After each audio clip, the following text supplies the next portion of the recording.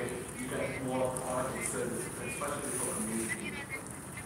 And then the next one, just at a high level, we're not going to any in depth at this point, but really energy transaction in the community can be happening very fast, very high volume. So how do we cater for that? There's two things. One, we employ a Li2 blockchain, we employ the plasma technique to really help to offload a lot of computational from the main chain. And second, we use delegate proof of stake, also another way to help to reduce the computational load on the system. So that really helps us to address the speed and the volume. And then lastly, we always believe that there are other companies, other blockchain players, other blockchain projects that are innovative, they may produce develop solutions. We want to collaborate with them. So to ensure we have an open platform for collaboration, we implement open access protocol to really allow that universal interface for different applications and different blockchain platforms. So it means that the other open chain access. Correct. Yeah. And maybe just the last slide on a little bit about token, and we go back to the technology component. The token is important, like when we, like for all of us in the community, when we invest in the Elon City token, we really want to, we are interested to see this asset appreciated. So how do we do that? One is that we need to control, to optimize the supply of token. And there's two mechanisms that we can do this in Elon City. One is a token holding security for sidechain based on sidechain protocol. And second, like I mentioned earlier, the marketplace where you can generate solar energy from the solar rooftop and you sell to your neighbor, and then you accumulate the token.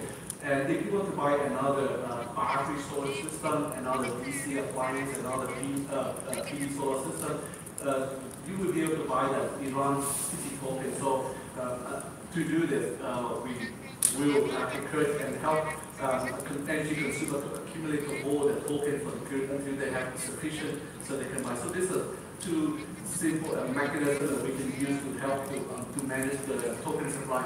There may be more later. And then lastly, but most importantly, is that intrinsically we need to help more and more communities all over the world adopt the Elon City model. When we see all this adoption around the world, that's where the economy, the ecosystem of Elon City will grow. That in turn will drive up the value of the token. So we're not interested in building this is 1, 2, 5, 10 microgrids. We're actually intending to build in thousands, hundreds of thousands, millions of them. Yes, and I think that's a good point that you stressed that is that when we create like 100 multiple markets around the world, we can try to create a market for the equipment manufacturer. That is where we also get the interest to collaborate with us because we create a market for that. So we use some blockchains that will mean different purpose. We make in the blockchains that competes the market, and then the utilization of the distributed energy resources will be a lot more higher, and then these resources will become some so-called financial assets, and then draw the investment from the fixed income investment. We make it a part of transparency so people can use the energy wisely. We have the prices in equilibrium, so then people appreciate when to use energy, when to not.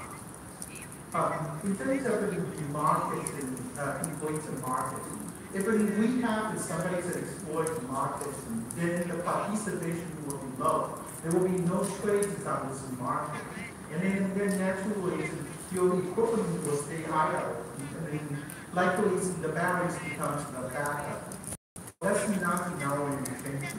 We want those equipment to be highly utilized so the return on investment will be accelerated. Yeah, you might wonder, when we talk about blockchain project, renewable energy, why we need to discuss complete market. As we mentioned earlier, and we stressed that how do we go from the market early adopters to the affluents to the mass market? Affordability is important. So when we have an efficient market, complete market, where there is no inefficiency of supply, where supply and demand can flow very easily. That is where we can really make more product available at more competitive pricing. So really we want a dynamic, open, efficient market. So this is why Elon design, we really look at that. We really put a lot of work to make sure that the market ecosystem we have will be transparent and efficient. And the transparency, to the people that trade in the interest becomes transparent to all. So instead of having the utility setting the prices for us, not knowing the cost structure, we don't appreciate how we use the energy. But if the prices becomes transparent, people still realize in the late evening when people start using this financial resources, naturally the price of electricity has to be higher, and then the investment of battery systems is variable. It is to be rewarded. The supplies and energy demands are different throughout the day. Now, why are we having the same prices all the time? So for the different supply and different demands, and then the equilibrium point will be different. And then naturally, that price, we should use the price as elasticity, to introduce elasticity. And then hopefully, the supply and demand can be reasonable and meet. And then again, so you will see some different points all throughout the day. So in other words, the price will be dynamic for the electricity. We discussed the price equilibrium. This is important because it's all the effort. If we look at every single option, how do we drive price affordability? And when you have good price equilibrium, you have to balance supply and demand. Let's say for you, a member in the community, based on pricing information, you determine whether to buy or to sell. And this information will help you to make the right decision. In velocity design, the ARM, our technology, our platform, has an artificial intelligence that calculates pricing in real time. And then the communication between different block enable hardware, this price information will be broadcast to this device.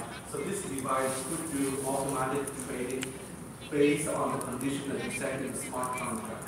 And this is what we do, so that way we allow a very more dynamic, real-time supply and demand optimization. But this condition doesn't really exist today in a macro grid.